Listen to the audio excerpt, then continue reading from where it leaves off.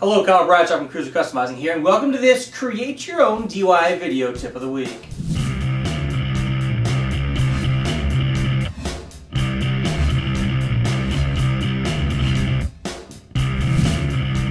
Cruiser Customizing is going to start using member videos in their Tip of the Week segments. Now, why would you want to create your own DIY video? Well, number one, to be able to share the information and knowledge that you learned doing a project with other riders. All your friends and family can actually tune in or get an email from Cruiser Customizing with your video there on the cover page. Even better, if your video is picked, you will receive a $50 Cruiser Customizing gift certificate. We've all seen them out there on YouTube. We've seen them on the Cruiser Customizing website. But how do you make your own do-it-yourself video that other people are going to want to watch? Today I'm going to share with you some of my own personal tips and tricks that I've learned over the years of creating installation and how-to videos. In any good DIY video, you're going to have a couple key elements. You need an intro. Kyle Bradshaw here, and welcome to this Cruiser Customizing Tip of the Week. You need some B-roll, the actual video shoot. Go ahead and align the grip up where you're going to want the rubber pads to be. And then a closing.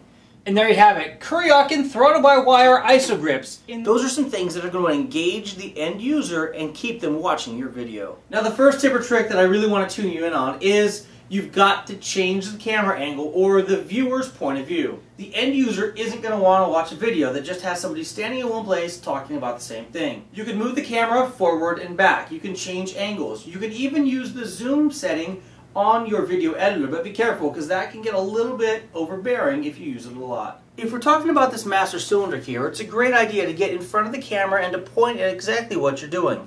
You can then step aside, zoom in, and just do all of the close-up work so that your body isn't actually in the shot. When talking about how things function, if the camera is really far away, it's tough for the user to see what's going on up here. For example, if I was going to talk about these switches or maybe this chrome switch box housing, it'd be tough for the user to really understand what I'm talking about. With the camera in close, we can now see the switches flipping easily, and we can see the beautiful luster on this chrome switch box housing. Another great reason not to have your person in the shot when you're removing screws, bolts, nuts, or doing other installation type of things like that is the fact that you can speed it up much quicker. Now, if you're in the shot, your mouth is going to move fast, it's going to look really funny, but if it's just a wrench spinning, it works out really, really well. Another great reason is if you're scratching your face or yawning or picking your nose, end users aren't going to see that footage.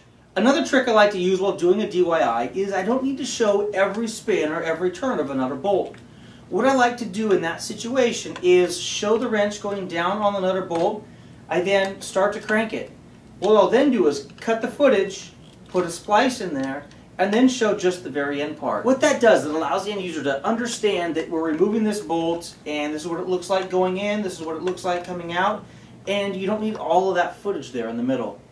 Taking the time to get the perfect camera angle so you can show off exactly what you're talking about and get in the background and foreground the things that you want to show off is imperative. For example, in this shot here, I'd be talking and you don't see my face. Well, you see my mouth moving, but that's about it.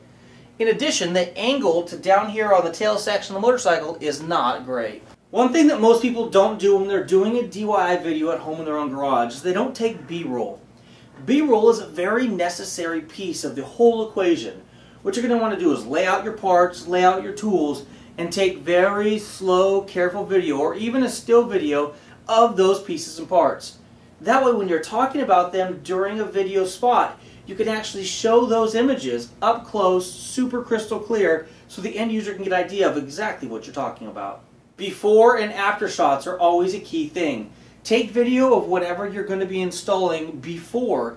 That way you can show the dramatic transformation from the before and the after to give the end user an idea of exactly what took place. And there you have it, a couple of neat DIY tips and tricks that I've learned over the years in making installation and presentation videos. Go ahead, grab your camcorder, grab your iPhone, grab anything with a record button.